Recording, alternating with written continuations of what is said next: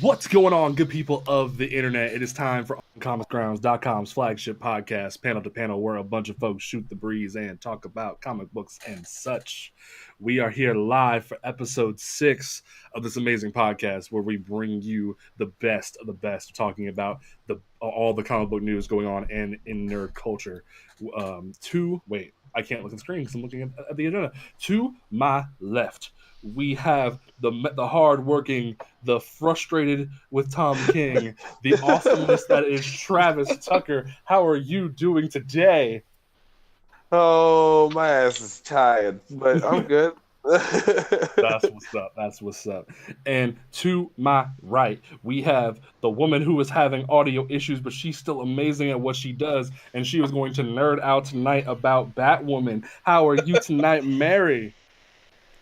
I'm doing okay. I'm frustrated with audio issues, but it's all good. All right. My name is James Portis, and under me, we have our special guest for the evening. She is our host of our Star Wars podcast, Aggressive Negotiations, and she is also the co-host of our newest podcast, Seduction of the Innocent. Please give it up for Kai Kiriyama. How are you doing tonight? Hey, I'm good. I am full of pizza, so we're good. That's what's up. Right? Yeah, pizza's the best. I had a freaking macaroni and cheese hot dog from the fair today, and it was amazing. That sounds amazing. We ate pizza and watched Doom Patrol. Nice. I went out to lunch with a friend, and we had spicy pierogi pizza. Oh, nice. Yeah, it's really good. Don't forget, folks, to follow this Twitch channel for all of our different podcasts, like Aggressive Negotiations, like this show, like our Spider-Man podcast, Living on the Edge, and our newest show, Seduction of the Innocent.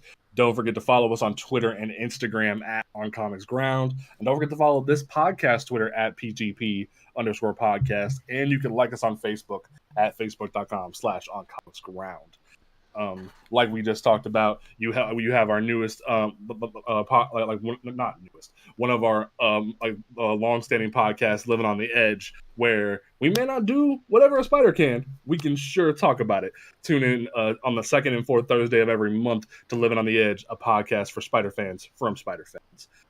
And don't forget that On Comics Ground hosts our resident webhead Alec and special guests as they bring you news and reviews on that show about all things Spider-Man, only on Twitch. J. Jonah Jameson, eat your heart. So from there, we are going to dig into our first topic. All this stuff with Marvel as of late, where they said, "Hey, we know we messed up with trying to get rid of the X-Men. We know we messed up. So let's give you more X-Men and more X-Men and more X-Men." And it's a little bit frustrating. So what I mean by this is that we have the current situation where, as of this week, we found out recently about it through July solicitations, that Jonathan Hickman was going to be launching 2 books, House of X and Powers of 10, but it looks like X. It's called Powers of 10, where now we have officially been given word this week he is trying to quote-unquote reboot the X-Men, and with this giant overarching plot. And we know that Hickman is very well known for coming in and just slapping everything on the table and saying, "Let's make it bigger, let's make it bolder, let's redo everything." And it's just, I gotta say, folks, I'm a bit concerned. We know that House of X and Powers in our 12-week. And after that, we're getting a new wave of X books. That means Uncanny is going to get canceled. That means X-Force is going to get canceled. Whatever Wolverine crap's going on, whatever Wolverine the Infinity Watch is, that kind of needs to stop. Is going to be gone. Like, everything is going to be rebooted and relaunched, and like starting a whole new initiative going on with the X-Men. So, what do we think about this? Because I want to get y'all's opinion before I speak my piece on. Mary, what are you thinking about this? Well, here's my thing about Rosenberg's X-Men and Age of X and all this stuff going on right now.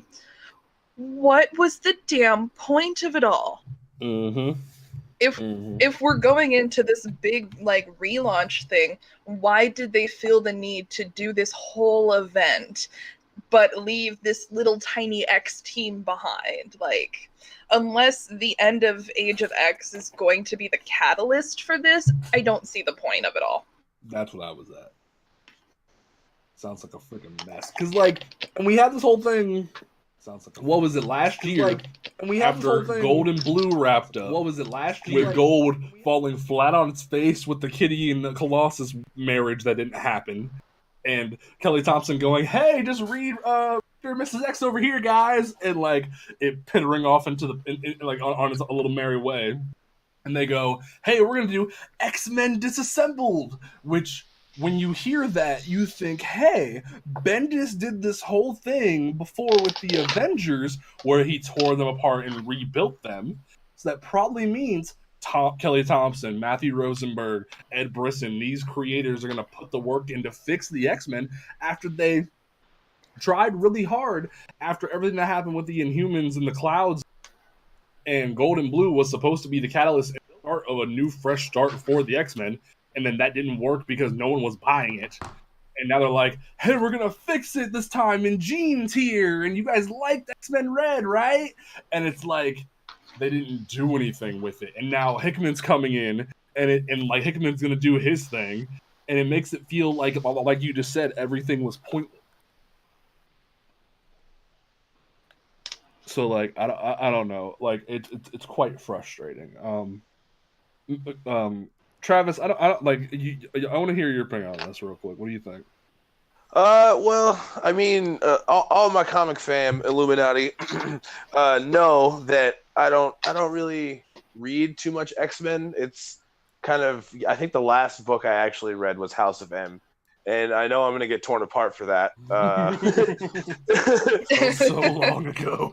Yeah, but I mean, they haven't had my interest in quite some time. But as my buddy Kyler had put it, like, Hickman's done great for Marvel, so it's probably a good thing that maybe he can do that for the X-Men now, because according to him, things are all tangled and clustered. But that's the best input I got on it, to be honest with you. Because I just don't read it. I just want to jump in and make the worst possible joke. Go for it. That if the last thing Travis read was House of M, I guess he said No More Mutants when it was done. Oh, yeah, pretty much. I loved House of M, though. It was so good. I think House of M is a great book, was but pointless. they didn't know what to freaking do after that. I'm sorry, that joke was pointless and terrible, and I had to do it. Kai, what do you think about this X-Men fiasco? Didn't they just do this reboot? That's what the weird point is. It's like they just did this whole thing. Like they just relaunched 6 months ago, right? Like it wasn't that long ago. Okay, because that's what started with like Red and Gold or whatever, and then all of the Black issues. Well, no, like Blue and Gold had ran from when Inhumans versus X was over. And that was supposed to be, okay, we're going to put the time-displaced X-Men over here. We're going to have the old-school Uncanny team over here rebuilding the Xavier Institute in fucking Central Park. And then it was going to like have new adventures and bring people back to the X-Men. And then, like, no one really read it. And then they go, hey, Jean's back. And give her a book that's, like, critically acclaimed because it's better than both the two mainstream books. And it's like, what do? Oh, X-Men Disassembled, and then it didn't happen. Like nothing was good about it. Wasn't there just like the whole Terrigen Mist thing? Okay, look, wait. Before I make an ass out of myself, I have no idea what day it is. Like time has no meaning to me. Okay, so like there's like, okay, remember like the big relaunches in like 2012?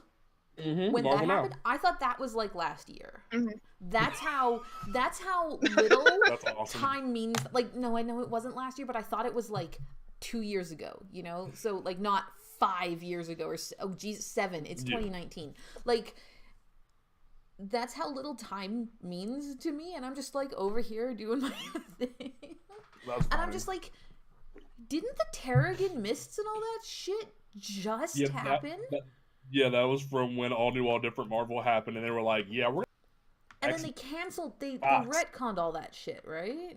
No, they didn't retcon it. They just said, hey, Medusa, you're kind of killing us. And then Medusa's like, oh, we're killing you? Okay, we'll turn it off now. It's like, you could have just done that from the beginning. And, like, I know, what sucks is I know that, like, Inhumans fan people are going to be mad at me for saying this, but here's the thing.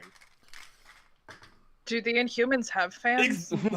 I don't want to be demeaning like that because...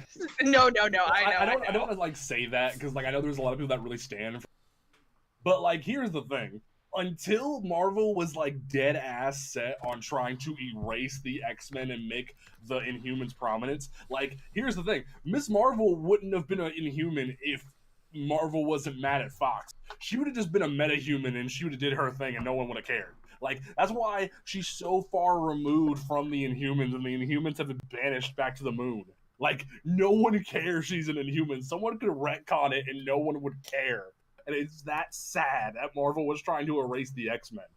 I used to get in fights with people over it. Like, Marvel's not trying to get rid of the X-Men. There's a cloud killing them. That doesn't mean anything. There's a cloud killing them. Come on. I mean, come on. After Genosha, to continue to do, like, the whole murdering the X-Men en masse after Genosha, no, they're trying to get rid of them. And like, Kai, the cloud just for your literally benefit, made them sterile. They said that in the book. That's why Storm had to take every mutant she could to the Nether Realm with magic sword. That way they didn't all become sterile. Like, fam. I read that. I read that. I remember. Like, she called, like, Doctor Strange, Scarlet Witch, Brother Voodoo, and Wiccan to all help her the Xavier Institute to the Netherworld. And they had to hide from the Terrigen Mist. And you're telling me they're not trying to get rid of the X-Men here? Come on. What were you going to tell me, Mary? Just for my benefit? Oh, for your benefit, when I referenced Genosha, it was, oh my god, over 10 years ago, I think, at this point. Probably would have been about the early 2000s, where the mutants had set up a sovereign nation that was then attacked by a giant sentinel, and 13 million mutants were killed in the attack. Okay, it feels like they don't know what to do with the X-Men at this point. It felt like they were trying to get their shit together when Gold and Blue came out. Like, hey, you guys, can we fix it now? And it was like, okay, go fix it. And they didn't fix it. And it was like, oh, okay, never mind. You ruined it.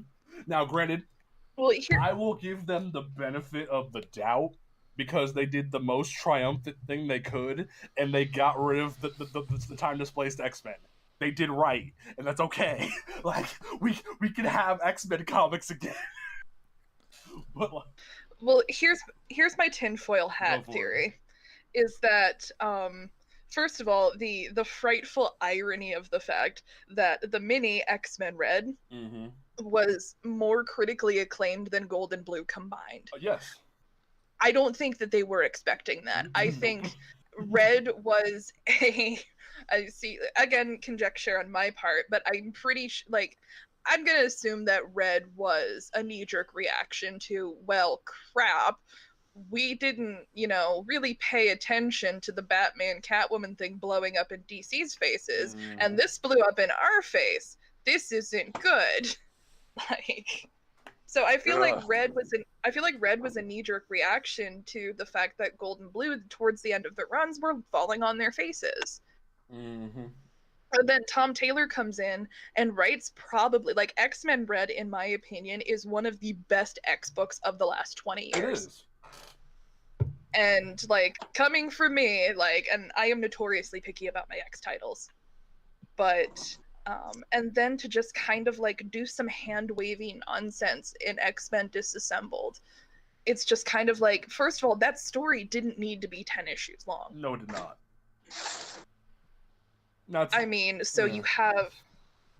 You have the first 10 issues of this new Uncanny run is this big drawn out event that ultimately climaxes in the mutants getting poofed. That could have been a 2-issue event, a 3-issue event. But that was just to bring Cyclops back. And Uncanny right now, has just been the bro down between Cyclops and Wolverine and the sequel to New Mutants Dead Souls, because I think Rosenberg wanted to go farther with Dead Souls, but the sales weren't there. So all of this has just been a New Mutants sequel. Pretty much. And I mean, like, and the thing that pisses me off about them dragging Cyclops' body out of the grave, like, during this entire event thing is, here's a little secret. For anybody who didn't read Return of Phoenix, or whatever the hell that book was called last year, they could have brought Scott back then.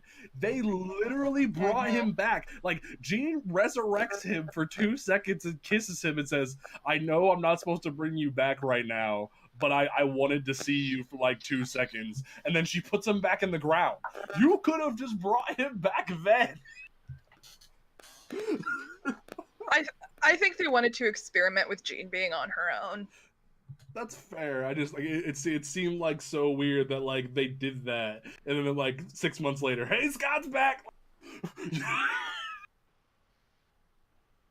Like, I don't know. And piling this all into everything Hickman's gonna do, like, and between this Uncanny Run and X-Men Red, and to a much smaller degree Blue and Gold, there's been a lot of decent character development. Mm-hmm. I mean, Jean Grey in X-Men Red alone completely reshaped my view of the character. And I know all of that is literally just going to get poofed away. And I think that's why I'm frustrated about this new line of books. I think, you know, and I like Hickman, and Hickman writes very well, but I think in terms of general character progression for the X-Men, this could set us back decades. I could see that. I'm afraid this is going to be a rehash of the pre-Claremont, pre-Giant Size #1. Like, that's what I'm afraid of, is that all of this development is just going to be gone. I don't think it's that far back development-wise. I think, if anything happens, we're gonna get a kickback to, like, right around 2000s X-Men, like right when Morrison came in. That's not. That's better. Not. But what I mean by that is like around that astonishing era, because it feels as if like Hickman's trying to throw a few homages in there and give things like Jean in her Marvel Girl suit, and like they did that whole thing recently where they put Logan in his retro suit. Like, it seems as if they're trying to throw a few little nostalgia nuggets on top of this pile, but then throw cool new things like hip young new Xavier and like all these things that are happening with the future, because apparently House of 10 is going to be about the future, or like Squidward told us on that one episode of SpongeBob, future. So it's like I see what, and the thing is, like, I agree with you, like, I love Hickman to death. Fantastic Four and Avengers are some of the best comic runs in all of history, but bringing the Hickman stick in to bang on the X-Men table when you don't know what to do is kind of a bad thing to do when you go, hey, we're gonna relaunch X-Men 15 issues in. Hey, let's bang the Hickman stick. Like, no. You needed to like let Rosenberg and Thompson and Brisson do their thing. And it also adds to another problem that I have with Marvel and DC right now, where they don't know how to have a status quo for more than like 2 issues. Mm-hmm. And it's kind of frustrating. Like, Captain Marvel still doesn't have a status quo. And like, and I feel like I'm bagging on the big 2 a lot recently on the show, but it's like, it's really frustrating.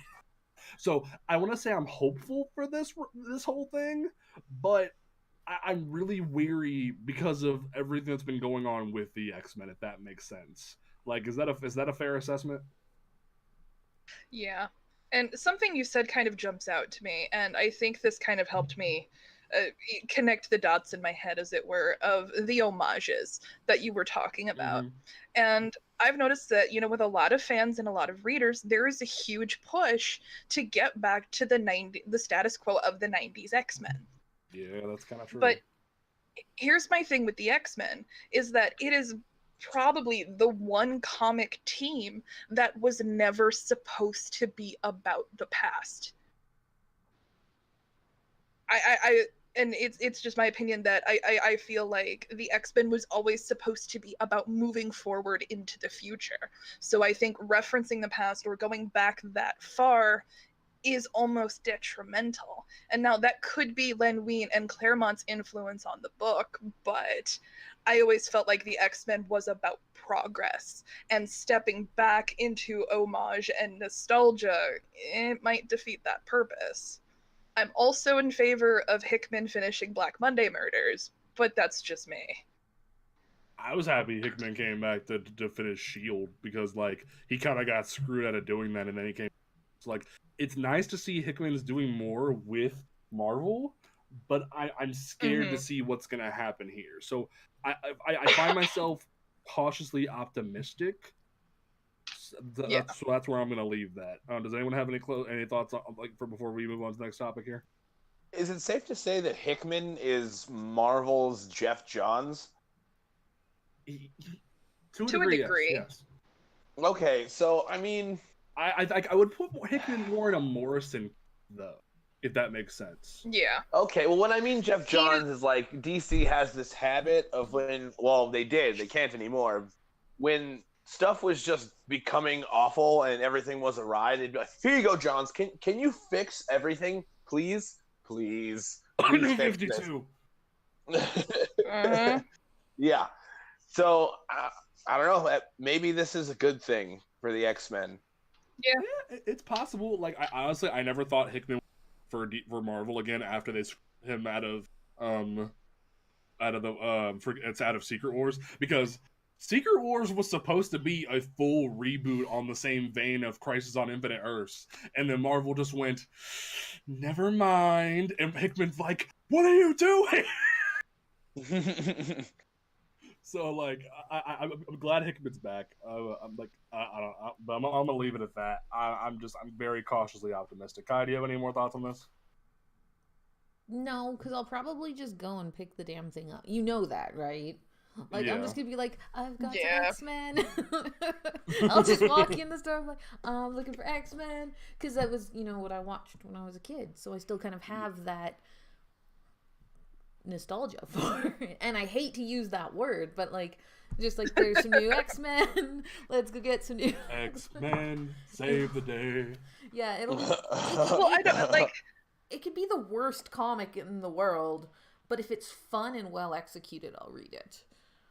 That's what Hickman is very good at saying, hey, let's do all this crazy big ass shit, and then, like, have very little character development, or, like, character development for, like, 3 people. So that's what he did with Fantastic Four, where he gave so much development to Reed, Valeria, and Doctor Doom, but then forgot about everybody else. He did the same thing in Avengers, where he cared about the Illuminati and nobody else. And it's just like, okay, Hickman, I love you, but you doing the most right now. Okay, but I mean, like, that's... ensembles are hard to write. That's true. And depending on what your story... I mean, like, Mary, am I wrong on that assessment?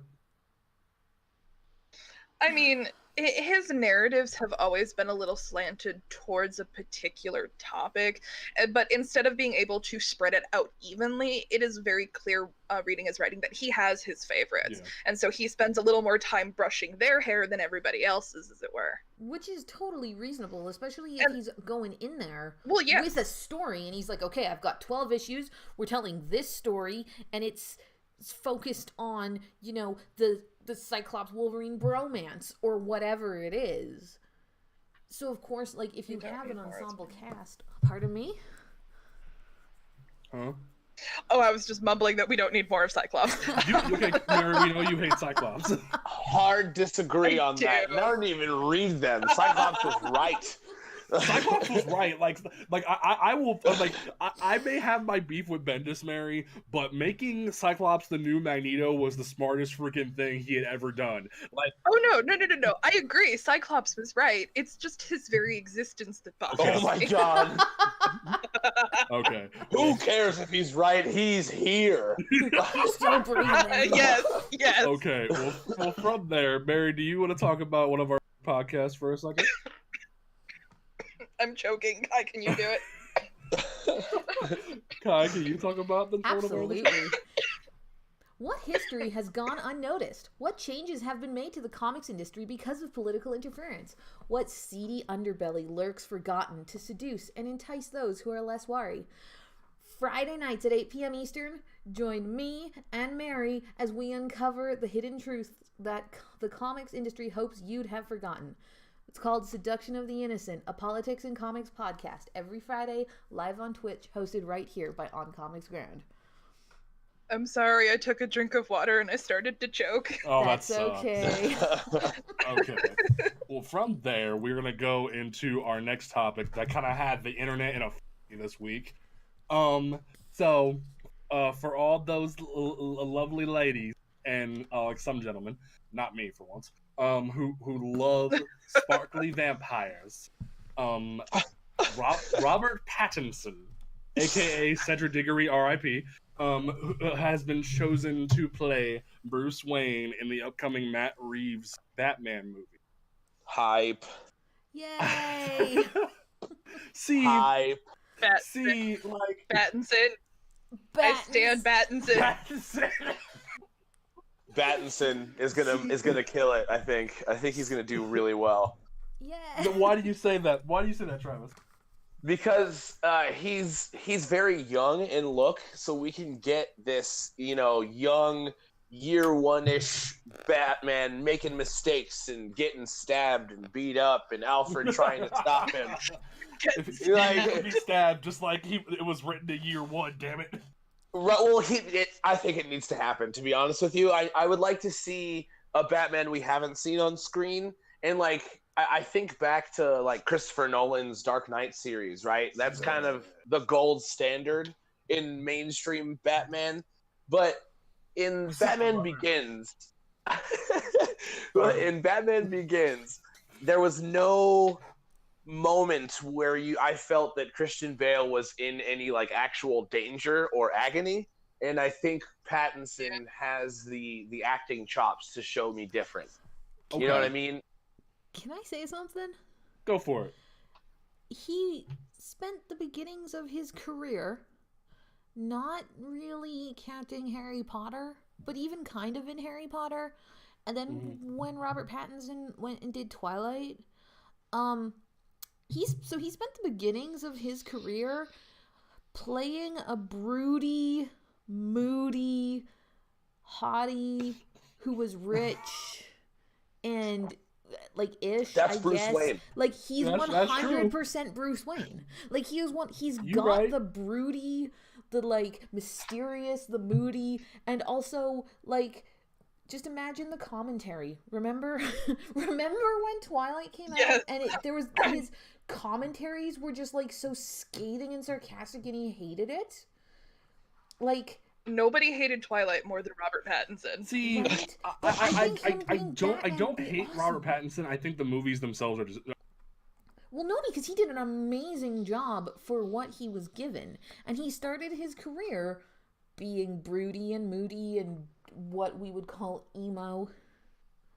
And what is that? What is that other than Bruce Wayne, right? That's true. Sorry, Mary, go ahead. Somewhere in the ether, some fanboy. I was just going to say that somewhere in the ether, some fanboy just had a heart attack having Edward and Batman compared in the same sentence. I can feel a disturbance in the force. What's so sad is there's already fan petitions to recast. Less than 24 hours, Change.org had 3. And, here's my thing. I'm mixed on how I feel about it, but I'm going to say the same thing about Affleck. I need a suit test. You give me a suit test photo, you look okay, I'll give you a pass. Because I was so burnt from Christian Bale going 2 hours every 3 minutes, all 3 of those movies. Where are the gargling marbles? I got tired of it. Between the first 2 movies just being, and then the third movie being, oh, Mr. UPS man. I got so sick of it, and I just, I find myself if you're okay, I don't care. And also, Mary, you have James's rant in here. You have it in the show notes, and I don't know what you mean. I didn't know if you were going to be mad, so I just put in like, okay, James needs to. Oh no, my rant's gonna come during James Aaron Ray part. That's my. But I wrote that in the show notes cool. as well. Hush is gonna be my real rant. But for this, I find myself just not caring, because here's the thing. Here's the controversial hot take for the week. Ben Affleck was the best Batman we could have ever freaking gotten next to Keaton. And some people don't even like Keaton, so Ben Affleck is the best shot we could have got. And because DC wouldn't give him what he wanted, or WB or whoever, we lost a golden opportunity. The man looked great in that damn suit. No one can tell me otherwise. Like, I'm grimacing pretty hard, dog. I'm gonna be honest with you. He wasn't like, you don't like Fat Bat? I like Batfleck, but I have a very unpopular opinion about Keaton, and that is he was a terrible Batman in a great Batman. I agree. Thank you. That's why I'm saying, like, Thank you. Keaton, but I wasn't gonna put myself under that. So wait. You were gonna Wait. You're telling if we're going together, we can ride that train. Wait, you're telling me that you don't like George Clooney as Batman? I love George Clooney as Batman. Loved it. I still say, and what's crazy is came out saying he's sorry for Batman and Robin. Here's the thing, George Clooney. I'll say it on record right now. You were a great Bruce Wayne. You had the look and the suave to be a great Bruce Wayne, but they screwed you over. They screwed you over, put you in the wrong movie, and like if he would have been in, even as dopey, as dumb as it was, he'd have been the one in Forever and not Val Kilmer. He might have had a shot. But they messed him over. In regards to Keaton, I don't know what y'all are saying, but Batman and Robin is the greatest. I was about to say. I love it to death. Oh my God. I love it to death, but I'm just like, but no, like, I think Ben Affleck was like the best shot we had, and then they just kind of went, no, we don't want to pay you, bye, and it's like, okay, you just lost your best shot. So like, I find myself just going, okay, Pattinson, just don't screw up, and I'll leave you alone. As long as you're not going in my ear for 2 hours, I'll leave you alone. But that's not necessarily an acting choice. That's a director choice. Well, then Nolan's a moron.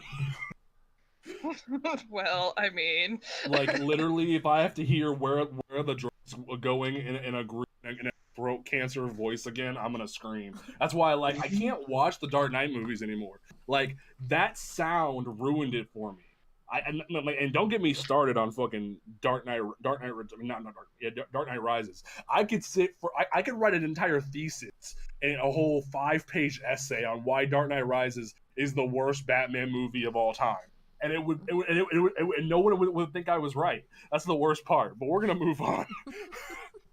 Actually, I'm curious to see what Travis has to say about you're all the resident this, Batman fan. You are Mr. Batman. You're more than me and Mary. So let's I'm pretty excited for Pattinson, and I'm gonna start saying that almost religiously now. Okay. So, but like I said, he has to be the young, making mistakes, all that stuff. Because like I liked Batfleck. Don't get me wrong. Just he had the opposite problem that Michael Keaton had, and what Keaton had was he was a terrible Batman in a great movie. Tim Burton pretty much made him, but Batfleck was a great Batman in a terrible movie, and so he just kind of died on the ground. And I'm really hoping that Robert Pattinson can bring to the table kind of what everyone needs to not only enjoy Batman continually, but to have some new fans jump into it, because it's hard for any new fan to see battle-hardened, killing people in prison Bruce Wayne and be interested. Does that make sense? Mm-hmm. Yeah, that makes a lot of sense. Mm-hmm. Now, there's the other thing that was announced. And do we really want to rehash Catwoman and Penguin? Do we really want to do that? Yeah. Like, I don't even... If they can do Penguin right. Now, there's rumors that they want to make Josh Gad Penguin, and I'm like... But if I see one more freaking article about fans wanting what's-her-face from Twilight to be Catwoman, I'm gonna stab it. Like if I think she's too gay for that. She's too gay, and she's already doing Charlie's Angels, and I want to stay away from this. She's better than that. So, my opinion. I'm so excited for Charlie's Angels. My whole opinion on putting Penguin and Catwoman back in is that is some wicked good marketing. It is. Because Penguin just came off of Gotham. Catwoman just came off of Gotham. Yeah. And if they're going, yes, I just said that. They were just in that show. And if they're going for a young Bruce Wayne, like, there's a lot that they could do there. And they can ride that. Because Gotham, as much as people are like, it was so shitty. Like, it was popular.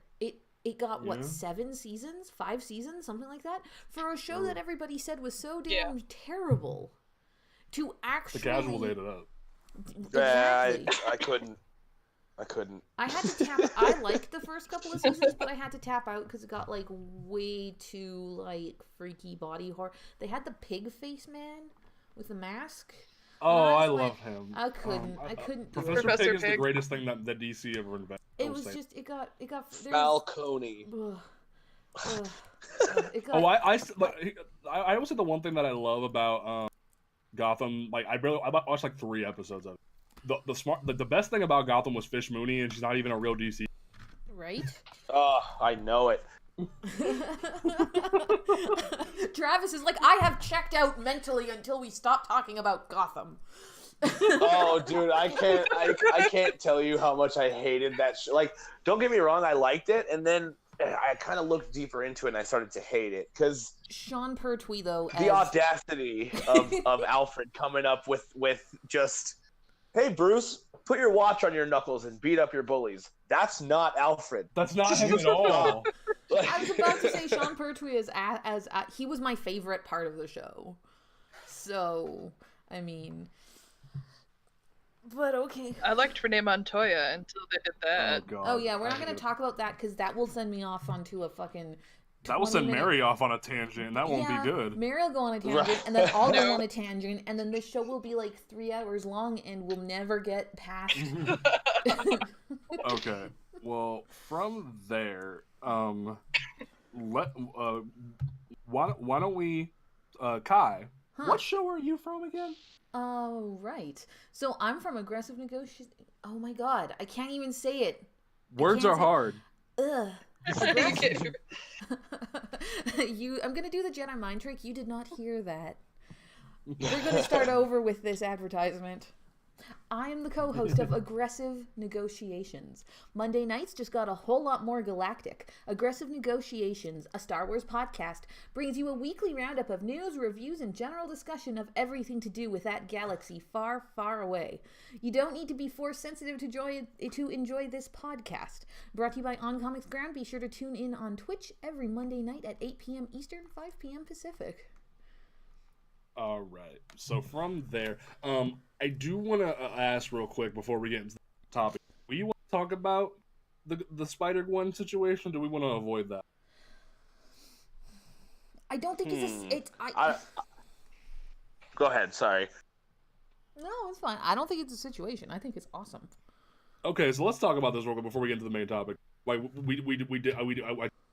I have Mary put this in the show notes. So, Marvel announced this week ahead of the August solicitations that Gwen Stacy is going to become like Spider-Gwen, as she was originally given her original moniker, is coming to the 616, similar to what Miles did, like back in 2015, and now Gwen is making the transition, and her book is transitioning from being called Spider-Gwen, aka Ghost Spider, to just being called Ghost Spider. And I know that some people were upset by this. They were upset by the full name change. They were upset by her coming to the 616. And I get the second part. I'm kind of mixed on the first part because my belief was I've never read Spider-Gwen in my actually no, that's a lie. I read the 2 issues that tied in with the 2015 Miles series, and that's it. I don't know anything about her run. I don't know anything about her universe. I think I know that Daredevil is the mayor or something, and he's like the kingpin, but that's it. That's all I know. So, and I kind of get why some people are frustrated by her coming to this, because that to what happened when Miguel O'Hara, Spider-Man 2099, was in the, where you have Peter, Miguel, Miles, Silk, and Ben Reilly all in the same unit, and they're all trying to coexist. Oh, also Jessica Drew, Spider-Woman. But now we have Miguel's just gone.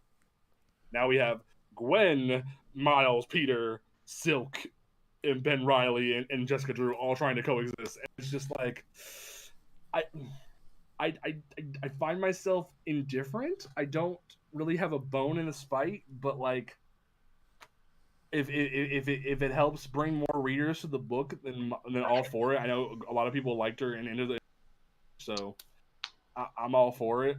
But my only fear is I don't want her to have the problem that Miles is having, where his book feels pointless because Peter's the main Spider-Man. So that's my issue. But otherwise, I'm indifferent. Kai, I know you have an opinion on it. What do you feel about this? Well, I think it's fantastic. I really do. She's... Okay. There's some stuff that happened in her world. Like, they were suggesting that there was going to be a gay romance between Gwen and MJ. So pulling her out of her world. So in Gwen... Cowards!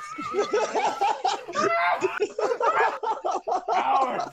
So in her world, Peter Parker is dead. They role swapped it. Peter Parker became the lizard in the first place, and now he's dead. So they basically role reversed it, where Gwen Stacy got to stay alive and is now Spider Gwen, Ghost Spider now. And so I think it's, on the one hand, it's bullshit that they're being chicken shits about it and pulling her away from cowards. But I think bringing her into the 616 is not a bad thing. Because it means she gets to now interact with all of the villains that we normally see, so it's kind of really great for casuals. Mm-hmm. And a lot of the Ghost Spider-Gwen fan base is a lot of girls who don't have, who maybe it's a lot more of a casual fan base, to be completely frank, and mostly girls. Mm-hmm. And I think bringing her into the 616 is fantastic. I also think one of the things that I've seen is grumblings about the name change. And I really think that giving her her own identity is the most important thing that they could do. Spider-Gwen is a cute nickname, but it's not a superhero name. And that's giving her her own identity and her own superhero name is one of the most important things that and this is Shannon McGuire writing it, who is a novelist and I believe she's gay. She might be pan. I'm not sure. I can't remember. She's LGBT anyway. She's very progressive. She is very careful about what she writes, and she is very aware that having this female representation and the strong female characters, and I'm really biting on those words because I hate those words because they mean something totally different, but that's a whole other rant. Shannon McGuire is incredibly aware of what she's doing. She is she is the opposite definition of a casual. She is the most hardcore fan of this world that you could possibly imagine. So bringing, she went to her childhood comic shop to tell the owner that she got to write Kitty Pryde for the first time. She had signings there. She had, it's a big deal. And she is crazy hyper aware of what her audience wants. And so, and is very careful to validate that sort of stuff, because for her to get the opportunity to write this, it's the whole cyclical giving back to the community that she felt kind of, a part of, but also shunned in, and all that other sort of stuff. And validating Spider-Gwen by giving her her own code name of Ghost Spider and then bringing her into the 616 kind of solidifies her now. the same way that it solidified Miles. And I wish that Miles had been given a code name rather than having to fight for the Spider-Man. Like, I agree. Like, Peter needs to take a break, and I love Miles. But if he had been given his own identity rather than Spider-Man, I think it would have done the same thing as what it's going to do for Spider-Gwen. Pull him and her out of that marketing gimmick. The year of Gwen Stacy, right? Like, Spider-Gwen is a marketing gimmick. Gwenpool is a marketing gimmick. Pulling Spider-Gwen out of that and giving her own code name solidifies her in the whole 616 universe, and like legitimate, like makes her a more legitimate character, in my opinion. And I really think it's important, and I think it's fantastic. All right, that was a really good take on that. Also, can I give a hot take? Uh-oh, I'm scared. Hot takes by Mary, let's go. Travis hates my hot takes. I love them because they just blow my mind, to be completely honest with you. It's gonna just be like, Kai's wrong, shut up. Oh my god. Actually, no, I just think that both names, Spider-Gwen and Ghost Spider, I just think they're both dumb. Well, because, like, in her universe, she was called Spider-Woman, and then they just called her Spider-Gwen for the book, and then apparently I found out from somebody that, after her identity was revealed, they called her Spider-Gwen. But, like, when it was just the title of the book for the sake of, hey, she's not just Spider-Woman, she's Gwen Stacy. Like, I thought it was cute and cool, but I do agree with Kai that this name gives her separate significance from Peter, and I wish they would do the same thing for Miles. But like, I've been saying it for years now. Peter needs to sit the hell down and give Miles the damn amazing title, but that's just me. Yeah, and no, I agree with Kai in the sense that it is important for Gwen to be pulled into 616 because, you know, like Kai said, that gives her a place, that gives her not necessarily agency, but, you know, a place. And I would have disagreed until Spider-Women, which was the crossover event with Spider-Woman, Jessica Drew, the Spider-Woman. I'm sorry, I stan a queen. But no, with Jessica Drew, Silk, and Gwen Stacy. I would have disagreed up until that event because I didn't really click with Gwen before then. And, you know, I read Spider-Women out of obligation to Jess, and it was such a good event. And if Sony still goes through with this animated Spider-Women movie, I think that's the story they need to adapt. Okay. And it makes me very excited for Gwen to come to 616 because I want to see more of that Cindy, Jessica, Gwen dynamic. All right. But I just think that I just don't like either name. Like, that's my hot take. Travis, you got any opinion on this? Yeah, kind of to add to what Mary was saying, I think Ghost Spider is whack because I can't help but think of Spider-Gwen with a flaming skull, leather clad, swinging with chains, you know. Well, that's the thing. Like, that was the name of a parallel universe Spider-Man. He became Ghost Spider to the point that when they started announcing that this was going to be Gwen's new, they purposely changed the costume of Ghost Spider in the PS4 game to Spirit Spider, and I was like, I see what you did there, Sony. I see what you did. That hurts. I just made the biggest mistake and looked up a picture of a Ghost Spider. Oh god. I'm gonna follow suit because I do these things. They're not that bad. I am petrified of spiders. So why would you do? Oh my god. Because, like, I wanted to know. Okay, that's. Oh, those are kind of creepy. I'm not gonna lie. Okay, well, from the top of spider. We should just tweet a picture of a ghost. Okay, well, from that, let's move away from the spider talk and move into our main topic of the evening.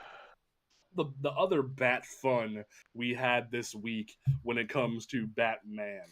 So, first up on the docket is that we finally got a full trailer for the upcoming Batman Hush movie that DC Animation is producing.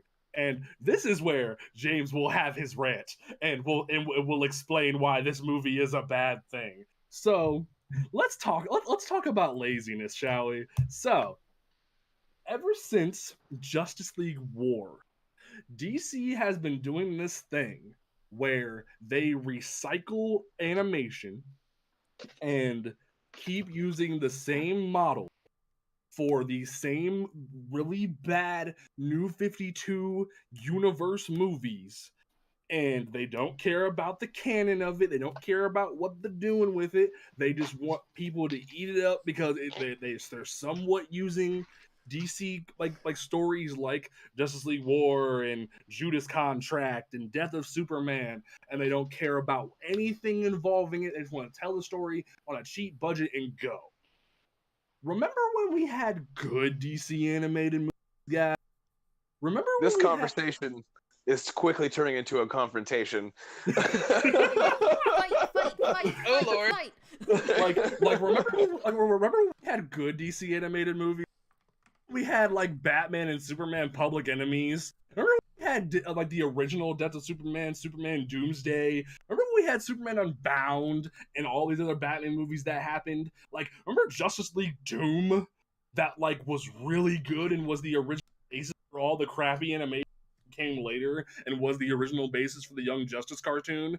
Like, remember Batman Under the Red Hood, guys? Like, DC used to care. Now we have these really offbeat, like in the same canon universe movies where Damian Wayne is your best friend that you have to love because he doesn't like Batman and doesn't like following the rules.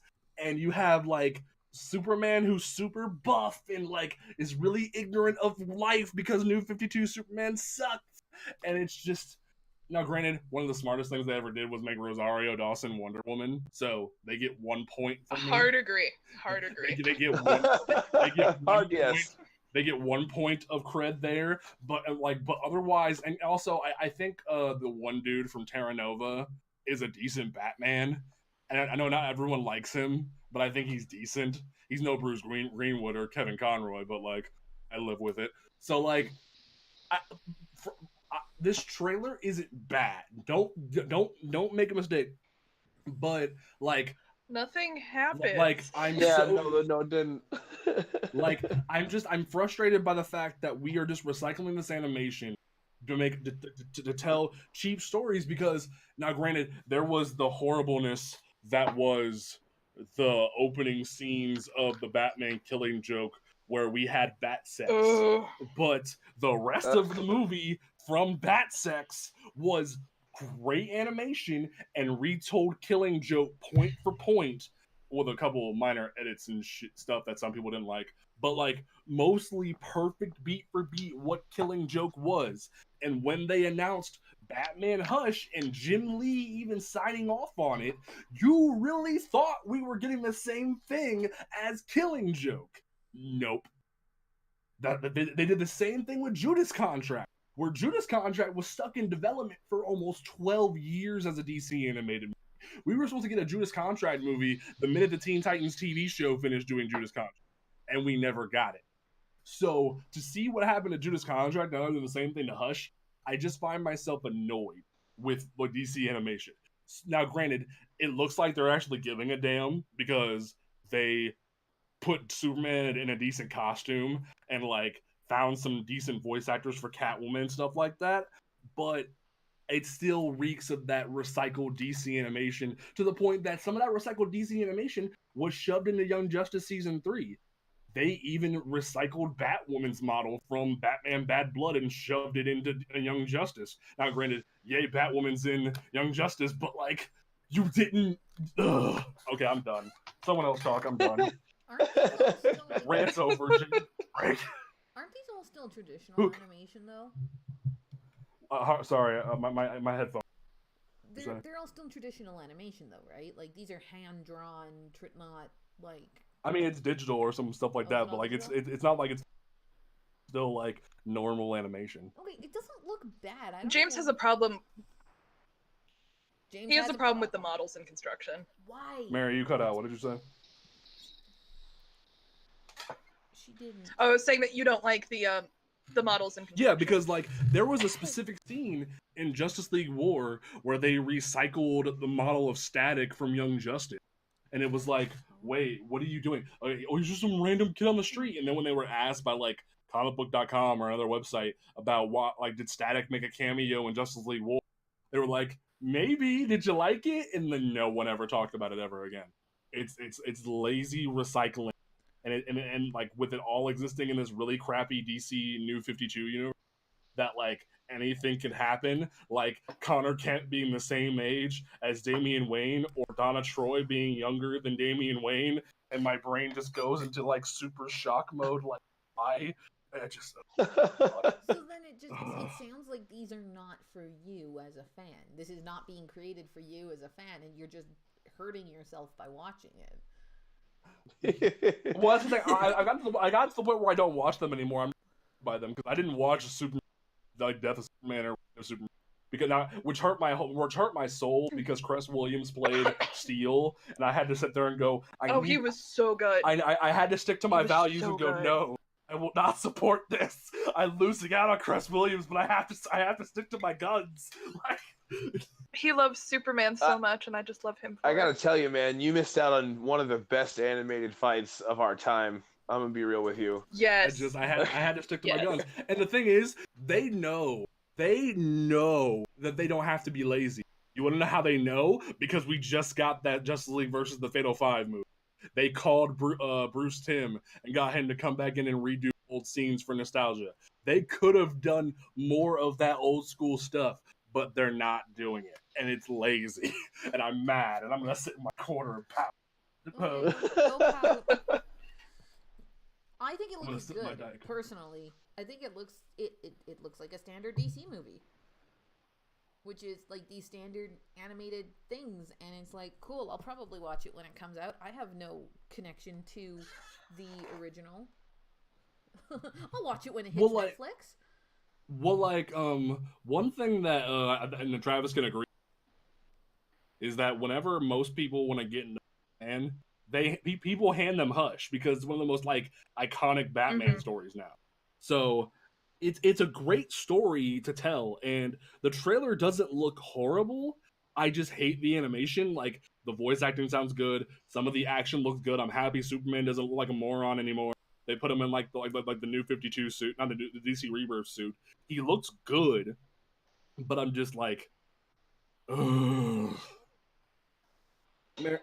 Travis, what do you think? I'm gonna be honest with you. I'm kind of biting my tongue on it because from the trailer, on like a plot standpoint, I am kind of not excited, to be completely honest with you. Ooh, speak your mind. Really? Speak your mind. Well, it's like Hush. We all have read it. It was one of the most personal and deep and telling and like growing Batman stories when it was fresh. You know what I mean?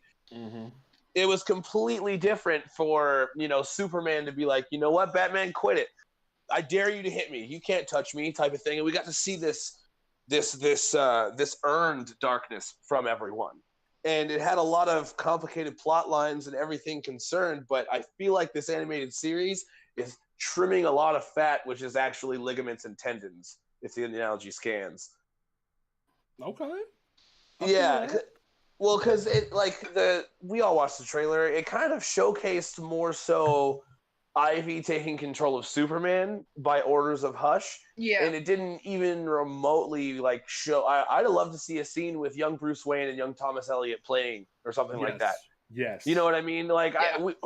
What's up with this? This trailer seems to be just edgy hype to me, and it had nothing to do with the plot, which is why I loved Hush. I didn't love Hush because of the action. I loved Hush because of the emotion. Does that make sense? It does. It also feels like it's aimed at the casual fans. Like, they put in Catwoman, they put in Ivy taking over Superman to showcase the more action-driven stuff. Because, again, marketing. Catwoman is a big thing. The Bat-Cat wedding was a big thing. Poison Ivy currently is a big...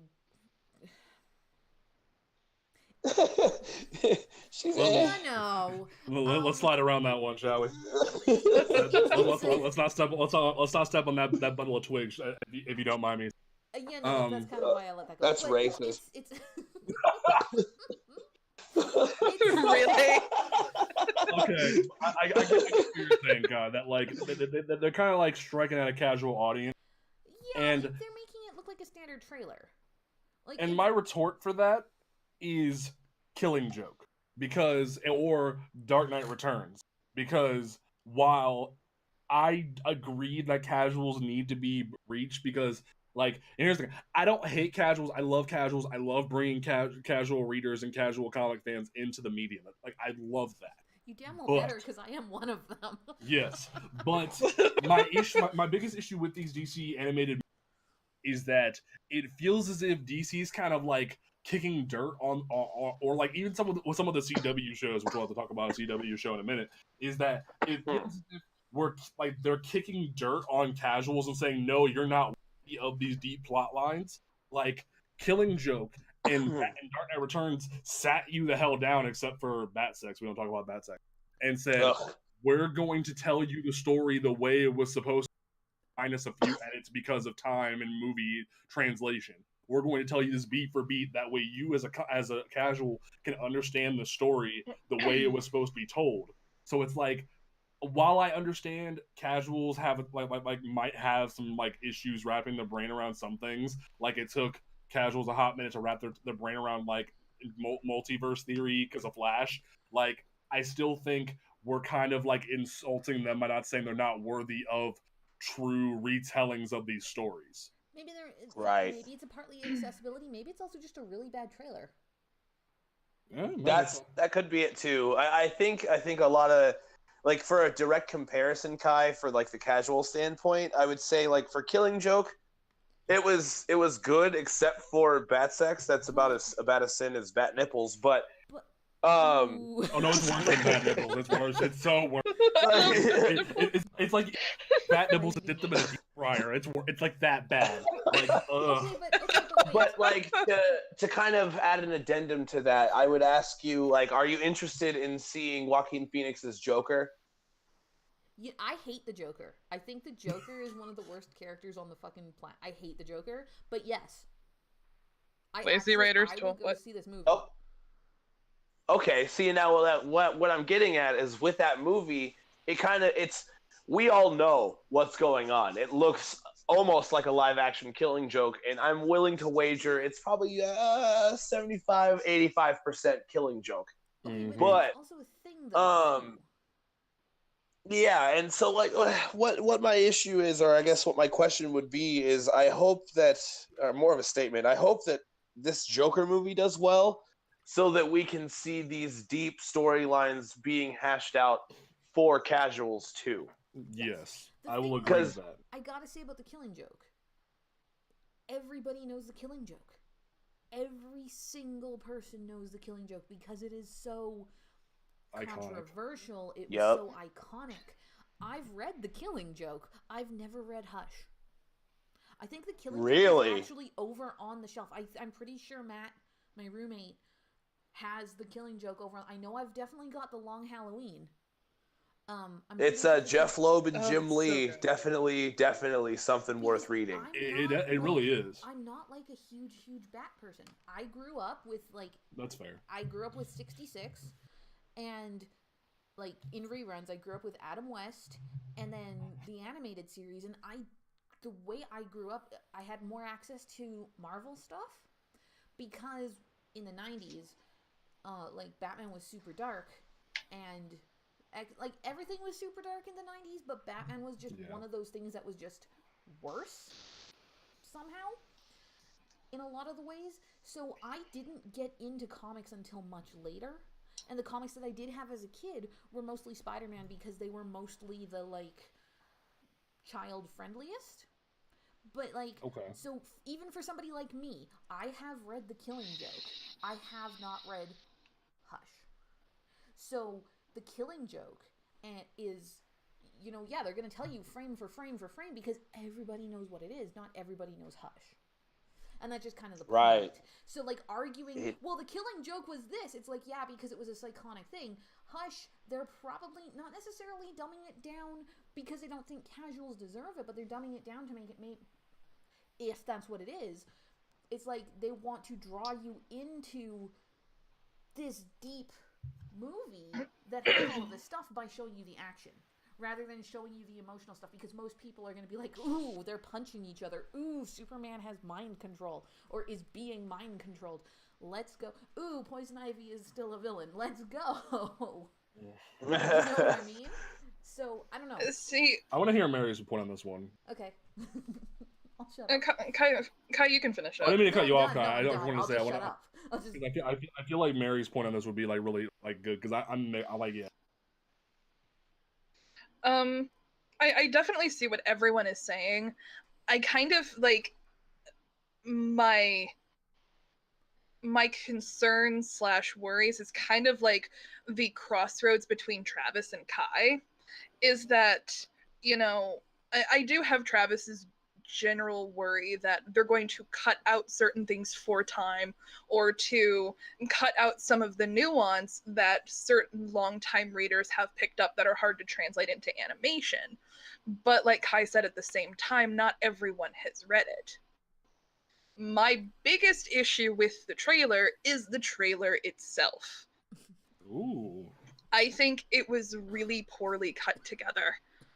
Because if you go in with a fresh perspective, you've never read Hush, you're watching the trailer, because Victoria watched it with me, I put it up on the TV, and Victoria looked at me and she said, is Poison Ivy the bad guy in Hush? And I went, no, it's the dude with the bandages on his face. And she said, I'm not getting that from this trailer.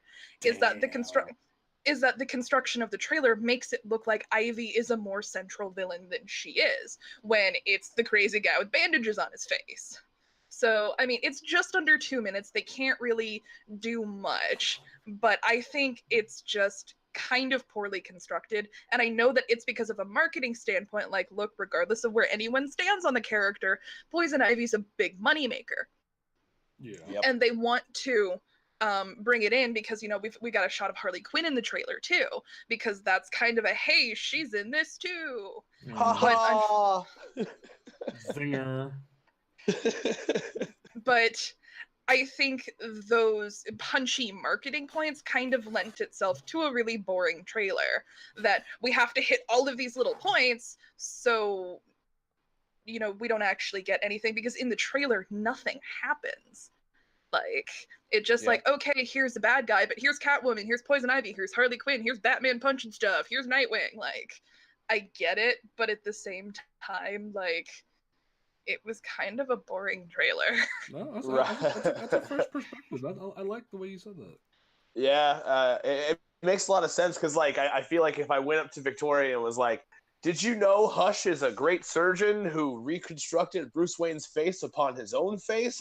I doubt that would even land with just a trailer. You know what I mean? Well, and it's not even like the whole plot point. This is why you should read Hush. Well, It's been like a decade. Sorry, Kai. It's kind of past the spoiler mark. I'll give you 2 weeks for Endgame. Double Endgame. You spoiled everything We'll give you... you jackass.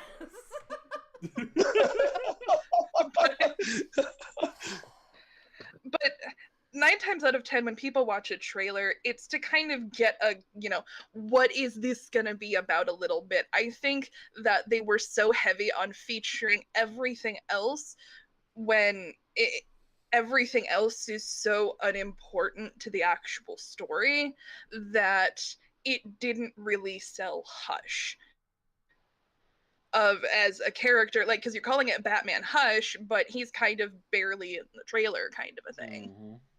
And I just think it was a poorly constructed trailer. Like, that's my issue with it. That's a fair perspective to have. Yeah. Right. Well, from there, let's go into our other main topic of the evening, which Mary's giggling at. So like, what was it? Beginning of the week, we got the teaser of the giant freaking cape flowing, and then her on top of the ledge, and which was epic as all hell. And Mary was crying over that.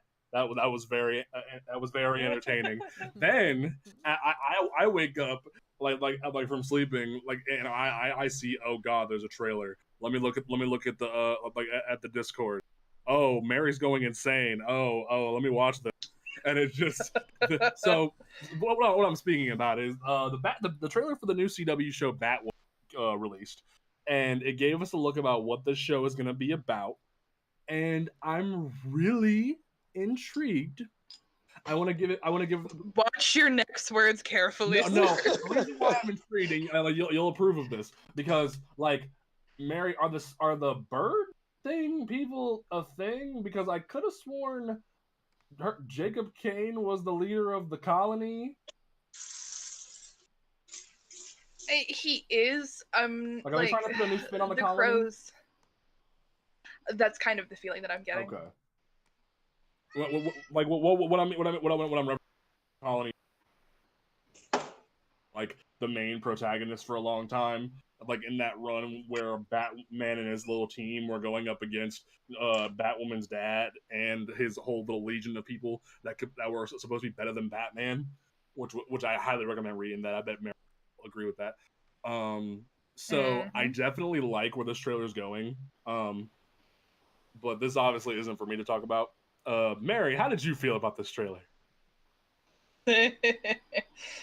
Okay, let me shuffle my, 873 pages of notes. I'm kidding. It's only 872 pages. Yes. Oh. But would it be safer to have other people give their thoughts and then me give my thoughts? Sure. Kai, what did you think about the trailer? I loved it.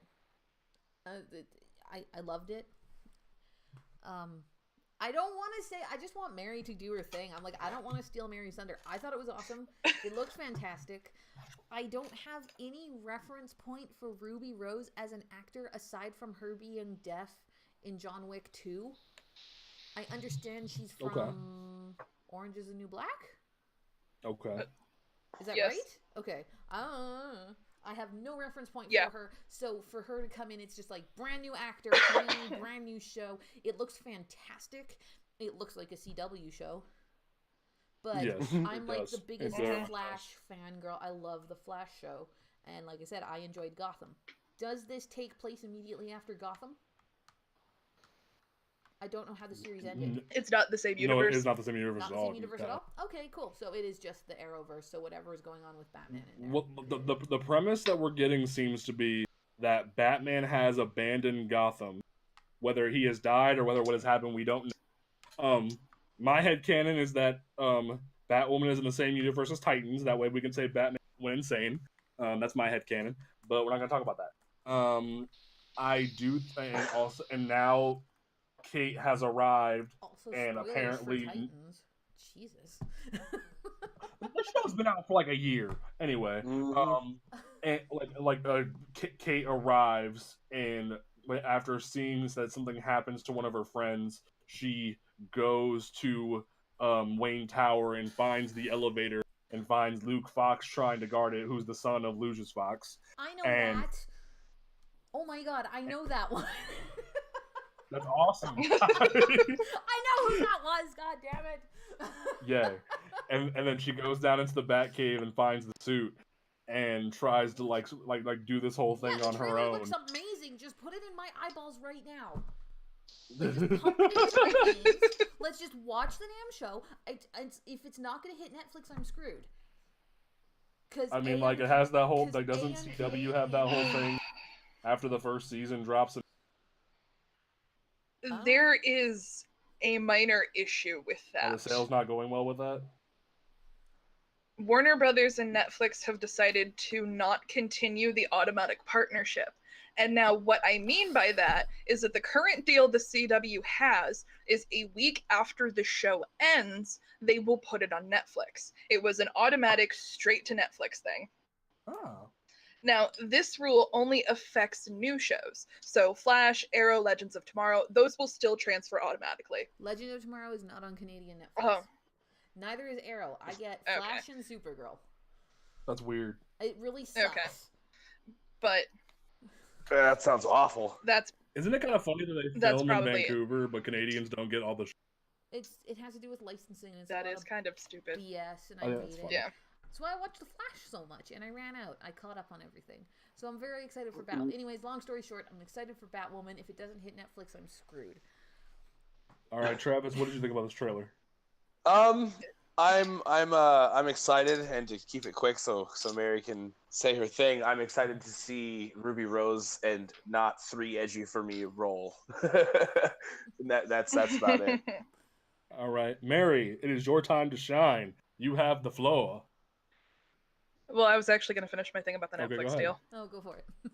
No, but for the new shows, each new show is going to be petitioned to Netflix individually. All right, then. So there is a spinoff of Riverdale that is coming forward. Katie Keene, I think, Nancy Drew, and Batwoman are their 3 new shows.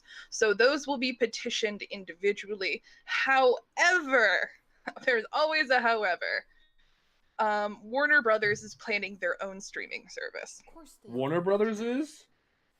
Yes, Warner Brothers Doesn't that... Oh, my God. I'm so tired of subscriptions. James? Ooh, Sonic! Oh, Warner my God. Brothers. Doesn't that, like, just render DC Universe null and void? Well, here's the thing. Time Warner is also the parent company of HBO. Oh, my God. AT&T is the parent company of Time Warner, HBO, Warner Brothers, everything.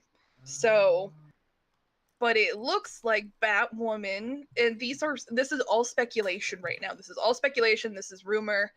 Nothing is confirmed with this, but the rumors that I am seeing is that Batwoman might be earmarked for that service.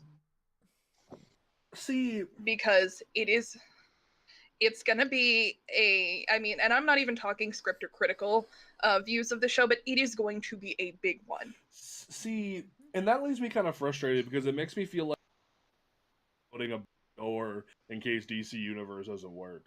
And, like, it leaves me scratching my head especially because DC just finally bit the bullet and put their entire catalog on. So it makes me feel as if DC is going to bite the bullet and say this was a bad idea. Let's make it a Marvel Unlimited app and be done with it and just have all of their shows be on the WB. Well, none of the CW shows are on DC Universe. They are? They're not. The only current running DC show that's on DC Universe is Krypton. Yeah. Which is a thing. I forget. Well, like, I feel as if Krypton's I think it's only one, but I feel like they would put the CW shows at as a Netflix on the DC Universe. It would kill their archival rating because not everyone has the DC Universe app. If you tell a casual, hey, you have to watch Flash reruns or like Flash seasons not on Netflix but on the DC Universe app, they're not going to watch it anymore. Yeah. Well, anyway, I'm shuffling my paperwork because I have a lot of things to say. All right, let's go. Okay, first of all, if for whatever magical reason you do not know, I am a massive fan of Batwoman. I don't think massive is like a powerful enough of a word to describe my religious devotion to this character. Her icon is Batwoman as her. Yes, that is my icon. It's me as Batwoman. I have 6 first appearances, 6 copies of her first appearance, 4 copies of her first appearance as Kate Kane, and then 2 copies of her accidental first appearance, which was because of an editing error. And then I have every single print appearance. And by every single, I mean every single. It has spent me years and more money than I want to count. But even if she's in one panel for one scene, I have that issue. I have problems. Wait, so does that mean you have Cry for Justice? I do have Cry for Justice. I spent money on that. Do you have a tattoo yet? I don't. I'm surprised you don't, man. They're just legitimately surprised. They're expensive. They are. And like I don't know where I want to put it, and like do I really want that to be there for the rest of my life? I don't know. But I mean, I have an Aquaman tattoo, so I'm surprised. About Bat Gang. But we're derailing her. I have such yeah. So my obsession with Batwoman is probably so anyway. Welcome to the Church of this Batwoman, trailer. where Mary is the. Yes, welcome to the Church of Batwoman. I'm gonna preach. In terms of Ruby Rose as the character, I watched Orange is the New Black, and the extent of her character on Orange is the New Black was to be sexy. Like, that was the extent of her character, was to be really hot. And, she did that fairly well. But when I heard that she was cast as Batwoman, I admittedly had mixed feelings. While I was excited that there was a gay woman being cast as a gay character, she doesn't really have a very large acting body of work. Like, she's done several things, but like in John Wick, she doesn't talk. It's just a bunch of, she's a stand-in for the stunt double, as it were. Mm-hmm. And in Orange is the New Black, she was a fairly prominent character her season, but it was mainly like, hey, look how hot I am. Like, it was kind of that. She's in one of the Pitch Perfect movies, and I liked her in that. She was in the new... But... I want to say Triple X? The Meg. Yeah, she was in the Meg, too. In the most Which was recent just... Triple X. Yeah. Yes, she was. She had blue hair in that one. It was weird. The Meg was just as dumb as I hoped it would be, and I loved every second of it. Yes, it was. Yes, it was. The Ice Cube. I love it when movies like that don't take themselves seriously at all. But I was pleasantly surprised during the Elseworlds crossover when we saw the character, because I have this thing that, for me, and I have such a heavy emotional attachment to comic book superheroes, that if an actor doesn't, quote, get it, it completely ruins my interpretation of the my viewing experience of this person as this character. Right. And by that, I mean, like, if this person is just reading lines off a script, or, I want there to be that connector in the character. That's one of the reasons why I like Gal Gadot so much, is because she has such a heavy connection to the character. That, she has read everything. She knows this character inside and out. And I think that is able to not only draw upon source material, but completes the overall performance of the character. And Ruby Rose has that kind of mindset when it comes to Batwoman. She knows that Batwoman is important. She knows why Batwoman is important. And she understands the emotional motivation of this character. All right. So in Elseworlds, I was very pleasantly surprised at the performance. The episode of Elseworld itself was okay. The extras could have been paid better, because those were some crappy extras. But it was a very good introduction to the character, and Ruby had good chemistry with everybody else. I particularly liked her chemistry with Melissa Benoist as Supergirl. And so naturally, when they announced that the show was getting a pilot, I got kind of over emotional, and of course I cried during the Elseworlds episode. So it was ugly crying. And so I was really excited when I heard that they were getting a pilot order, but I was also fairly worried that because she is a gay superhero, she's getting a pilot, she might be getting a show, and then I realized it's on the CW, and I'm like, Mary, you're being stupid. Like, I feel like instead of having a quota for gay characters, the CW has a quota for straight characters. Like, you need to have at least one. Everybody gets one. Everybody gets one. But in terms of the trailer itself, like I said, it looks like a CW show. And I think the important thing to point out with the general production value of the trailer is that the only footage they had on hand was the footage from the pilot. And pilots notoriously have much smaller budgets.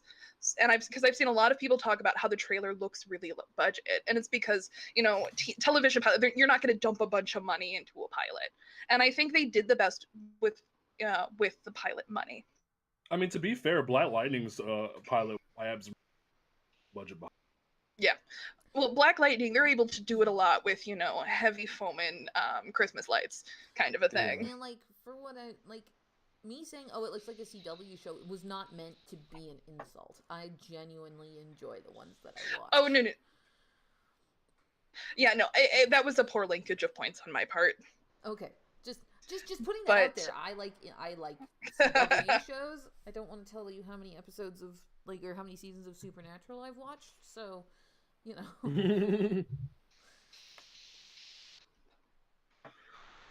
But no, I figured you meant in terms of like general thematic, narrative. Yeah, no, that's kind of a thing. For.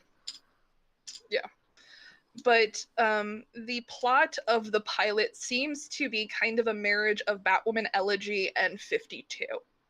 Because I did the absolutely hilarious thing of scrolling down to read the YouTube comments. And that, it's so funny. It's so funny. Because, like James said, in the pilot, Batman has abandoned Gotham, which he has done, and it was a major plot point in 52. That after Infinite Crisis, Batman freaked the hell out and left Gotham. And Batwoman became a character she became a bat because there was nobody else there. And we find out in Batwoman Elegy her origin, and they've kept so much of her origin in the trailer. I'm very excited that they kept her military background, because Kate's military background is not only a large piece of her history, but it is such a large piece of comic book history that obviously, if you haven't figured out Batwoman is a lesbian by now, I feel sorry for you. But guess what? She's a lesbian. Kate was in the West Point Military Academy and was discharged under Don't Ask, Don't Tell, which barred homosexuals and bisexual, LGBT people from serving openly in the military. Somebody rats her out and she's discharged from the military. And it was a massive storyline at the time in 2009, 2010, when Elegy was being written and published, because Don't Ask, Don't Tell was such a huge topic at the time. So it is a huge piece of comic history as well as her own. So I'm very excited to see that they kept that in, because in her appearance in Bad Blood, it was just kind of, they didn't want to get too much into it. So they said that she was, quote, just kicked out of the military, which unfortunately adds a different connotation. Mm-hmm. Like I said, the trailer looks like it's going to be a bit of a retelling of Elegy, because we saw the introduction of Alice, who looks phenomenal. Because Alice is one of Kate's really earliest solo villains. The big twist with Alice is that it's her twin sister. So, yeah, that's the big twist with Alice, is that Alice is her identical twin sister, but they have obviously not gone that route with the show. Whether or not Alice will still be her sister remains to be seen, but I liked the look of the character. I like that she still speaks with the Alice in Wonderland thing, because that was her shtick in the book, is that she was Alice from Alice in Wonderland. And that bit in the trailer where she's sitting there flipping the butterfly knife, I'm like, yes, I love that. I would have cut my hand off doing that. But, and then there's the bit with Sophie, which I get, but at the same time, I'm sad. Because Sophie in Elegy is the name of the girl that she's fooling around with when she gets kicked out. But I get the very distinct feeling that the CW could not use Renee Montoya, because Renee Montoya is going to be in Birds of Prey. So I think Sophie is going to be exactly Renee Montoya, just with a different name. Just don't make her question, and I'll be okay. Yeah, I miss that. Because that'll piss me off if they try to say, "Hey, Sophie's the new question." Stay over there. Stay. I don't think they're gonna go that far with it. I think that they're gonna. Cause Sophie's only made 2 or 3 appearances in the comics, so it gives them a relatively clean slate to work with while still being able to point to comic accuracy. So it kind of gives them like a Felicity kind of like openness, because fun fact for any Arrow fans that think Felicity is no, she was a Firestorm character. Yep. Oh, I've been so out of the loop. This hurts. That's why Arrow pisses me off. So many left turns away from Green Arrow, and it's annoying.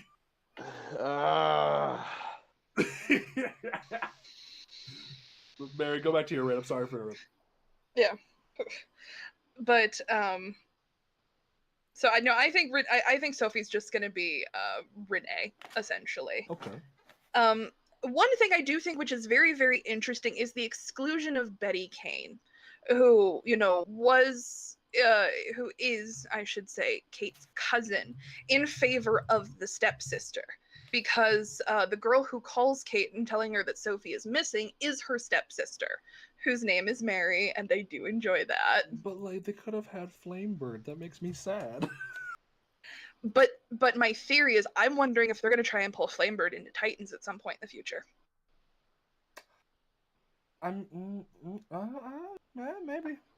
Maybe. Because Flamebird has Betty and Flamebird have a long publication history before Kate was introduced. So I'm wondering maybe if we're going to be seeing some things pulled in or not, or if we're going to see Mary become Flamebird. Yeah. I mean, so that was my that'll give me Speedy Arrow vibes, but I'll let it slide. Yeah.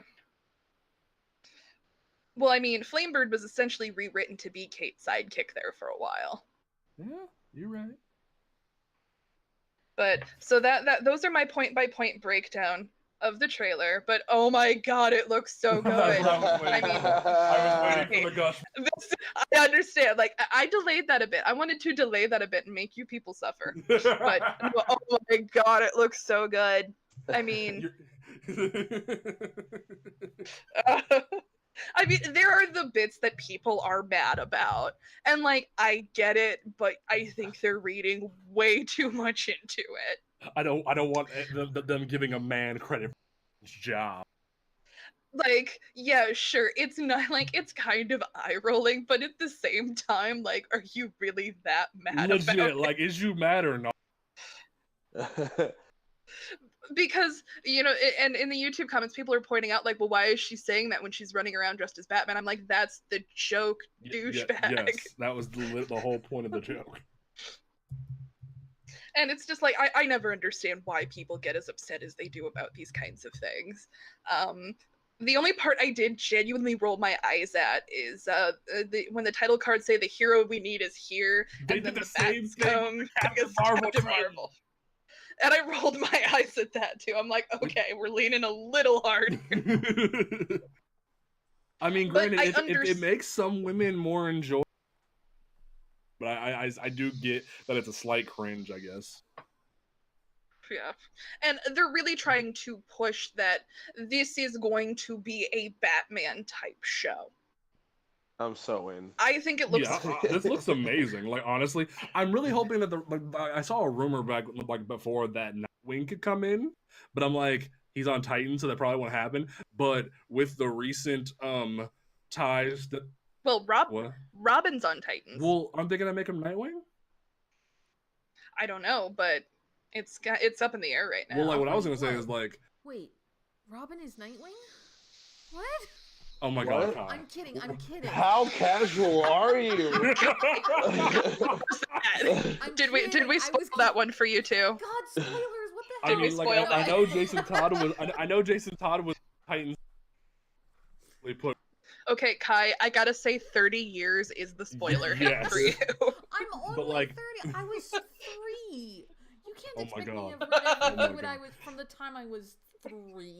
Oh my god. Kai, I'm 27 and I know these things. I do know Nightwing. Oh, she's just joking. No. I'm so hurt I can't even laugh. But no, I think even though Jason Todd was in the recent Titans, I feel like pulling Red Hood in might be a good idea, especially because Batwoman was in the most recent Hood arc. But is there anybody else besides Montoya from the DC universe that could pull into this show? Because one of my biggest fears with this show is that it's gonna have the Arrow problem where they run, or the Black Lightning problem. Black Lightning is that they're gonna run out of villains really quick. Yeah. And they're gonna start like trying to like shimmy Batman villains over because of Gotham being canceled, which I don't really care, but I do think it kind of makes Kate not seem like she has her own shit, which this could be a great way to like workshop Kate to have her own shit and launch a new Batwoman book. But like, I don't know, Mary, what do you think? I think, and I do have a couple of worries for the show. My first worry is the fact that Kate doesn't really have a lot of organic villains. And I think this is one of the biggest problems that we had with her book in the New 52, is that in the New 52, she was the supernatural bat. She got to hunt all the supernatural crap. And it's like, I understand that, it's easy to pull things in because in the New 52, her first villain is La Llorona, who is... I think it's a Mexican, like folk urban legend or something like that. They just did a really bad movie about it, from what I understand. And then she had to fight Medusa, and then she fought vampires. And it's just kind of like, and I feel that was to the character's detriment. With the inclusion of Alice, and if they pull any more from 52, I think we're going to see the religion of crime involved. Okay. Which, because her sister was abducted by the religion of crime, and in 52, it's the religion of crime that's after her. Okay. So I think they can at least stretch 2 seasons of stuff out of the religion of crime. Okay. After that, I don't really know. My other issue with this show is that will it find an audience? And this is where I begin to step in some hot water a bit. That Bat fans, most Bat fans are really excited about the show because Bat fans love the Bat family. And, this is another entry, and a lot of Bat fans understand that it's not taking a show away from Batman, it's giving a show to somebody else in the family. Mm-hmm.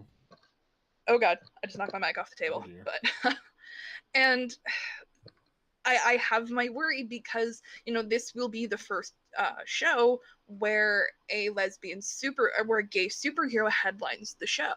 Yeah. And it does work, for shows like Legends of Tomorrow and in Supergirl and to a much lesser extent in Flash and in Arrow, but they aren't the main character. So I'm worried about the show finding an audience. I mean, like, look, lesbians are going to watch this. You can't deny that lesbians are going to watch this. Yeah. I'm just worried about it being able to appeal to straight people, basically. And I'm not saying, and when I bring that up, a lot of people tend to think, oh, you're saying that straight people won't watch gay stuff. I'm like, no, that's not what I'm saying at all. I'm saying if they go too hard one way or the other, it could run into some problems.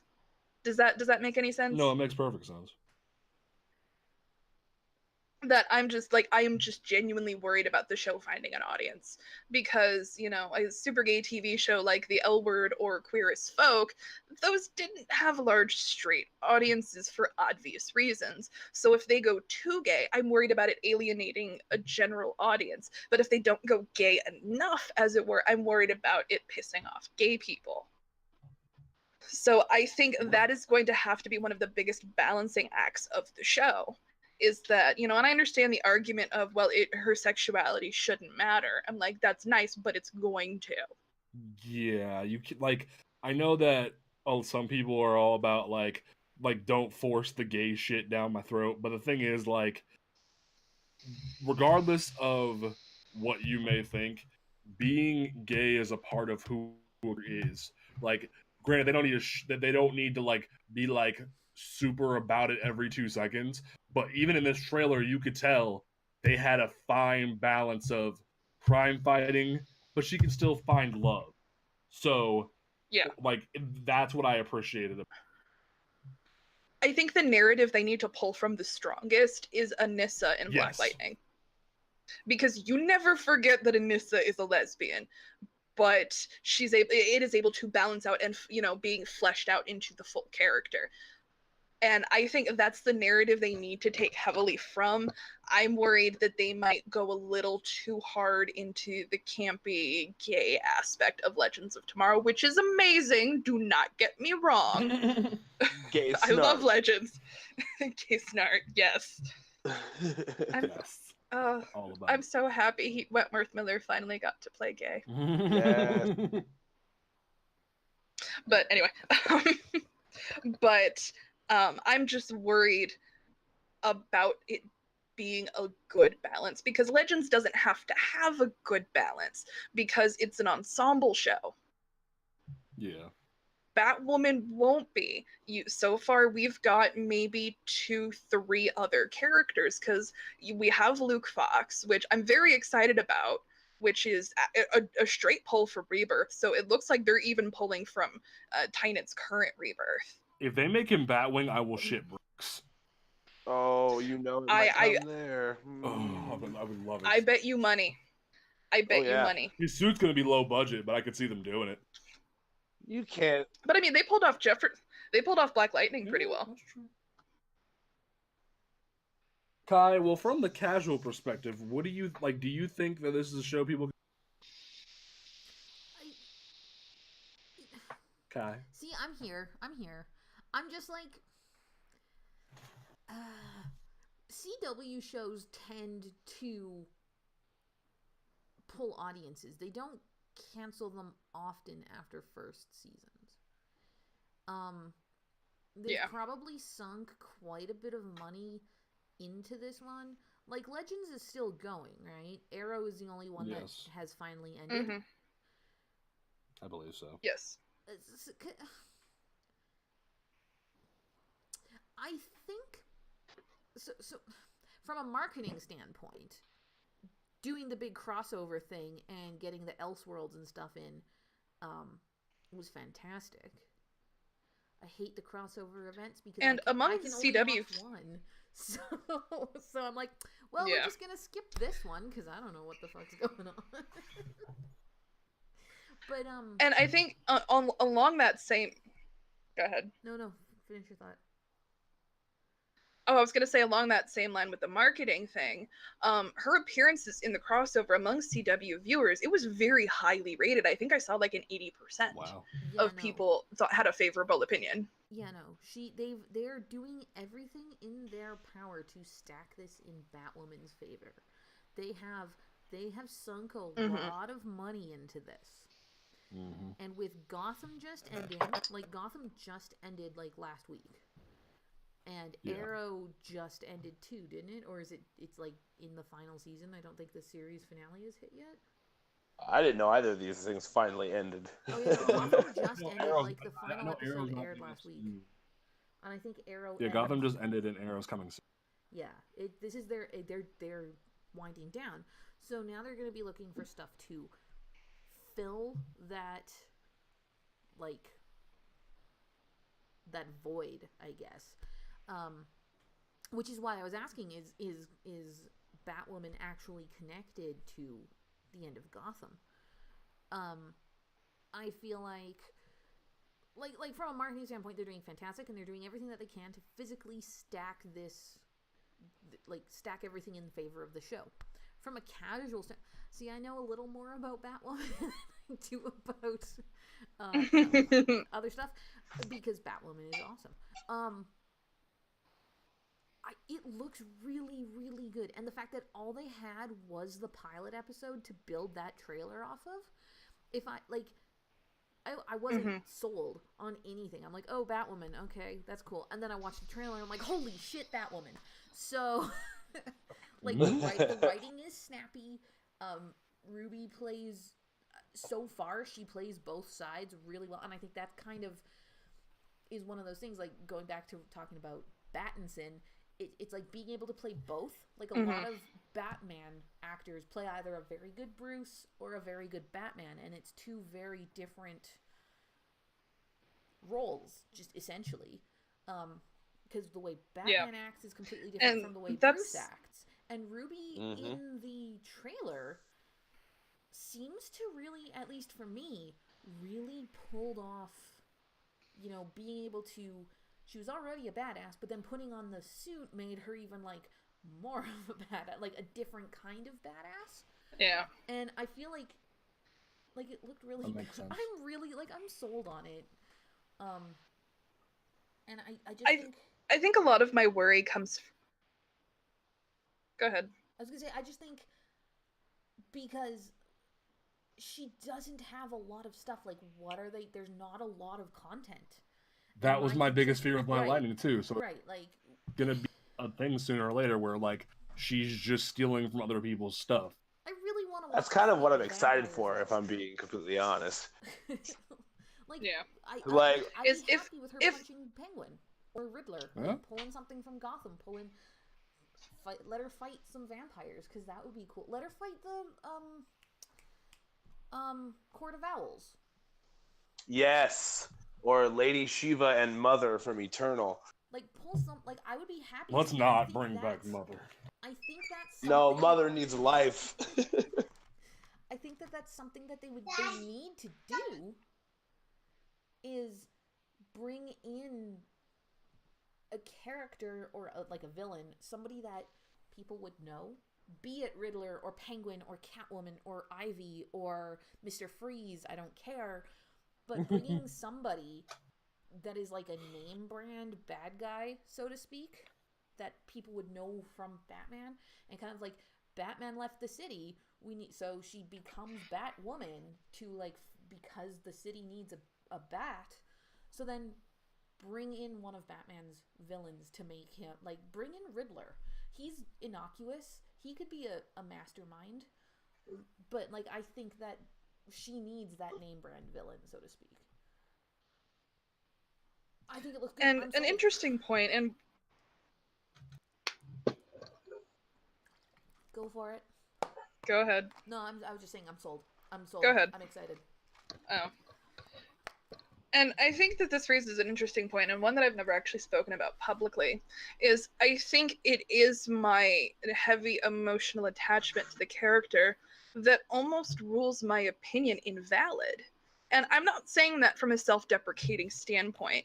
I'm saying that I have such a close attachment to this character that I am going to sit here and tug at all these tiny strings.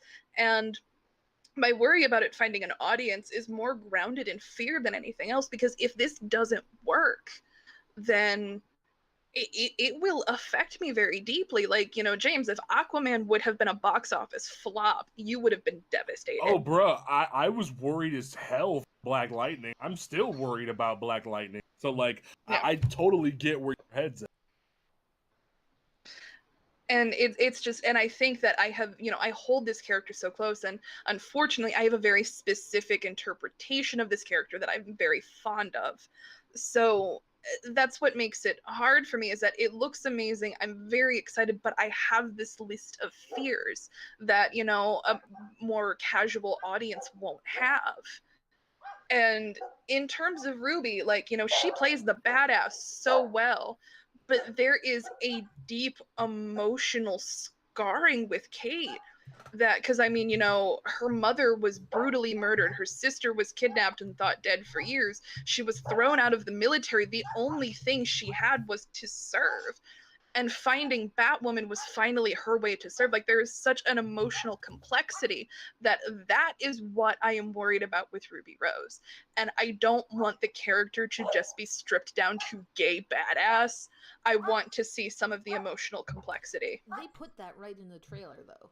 Yeah, they did. They put that exact line in the trailer. So I think they are gonna play that angle a bit. I hope a lot. But can she sustain it? That's the thing. Like, sustainability. My question is sustainability. Is, can they keep it going without going too heavy into the milquetoast thing? Right. And I'm not trying to disagree with anybody, and I'm not trying to start a fight. I'm just expressing that these are my worries. You're making valid points. I want to see her get stabbed in the heart. God damn it. Because she does. She gets stabbed, and then she pulls it out of her own heart and throws it at somebody, and god damn it, I want to see that. Mariana. But no, outside of my fears, I'm going to wrap this up. Yeah, go ahead, but wrap it up real quick. outside of my fears and my worries and I guess my general paranoia, I cannot begin to describe the excitement that I have, the almost emotional validation that I felt watching that trailer. And, you know, if I could have gone back in time and showed a much younger version of myself that trailer, oh God, I'm getting emotional. Let it out. What it could have done for me. Because it was finding this character and seeing this, you know, this strong gay superhero pulled me out of a very dark situation. You know, I was about 14. I'm not going super hard into it, but just having something tangible to see and to witness, like, I cannot begin to describe my excitement. I have worry and fear and paranoia, but I look forward to this probably more than a lot of people. And that's what's up. It's just a waiting game. All right. Well, from there, we're gonna go ahead and get to the end of the show here. We are gonna go over our recommendations, books that came out this past week. I had wrote down mine and realized it's a book for next week, so we're gonna talk about a book that came out this week. Mine is Aquaman number 48 that was released this past week. It's the beginning of a new arc from Kelly Sue Comics Aquaman, where like he's finally trying to work his way back to like his home, and it's really well done. It's really very well written. I highly recommend. Travis, what is a book that came out this past that you like to recommend for people to pick up? Mine wasn't this past week, but the week prior, if that's okay. That's fine. It's Murder Falcon 8, and it's Daniel Warren Johnson's most recent miniseries, and it's mainly about heavy metal is the huge aesthetic theme for this whole thing.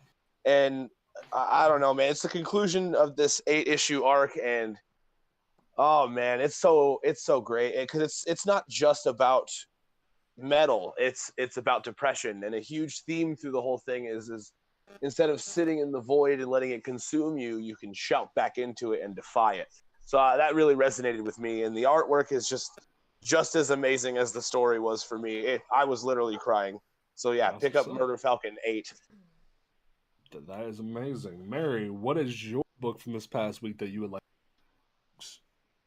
The horrible ironic factor is that mine is Uncanny X-Men number 18.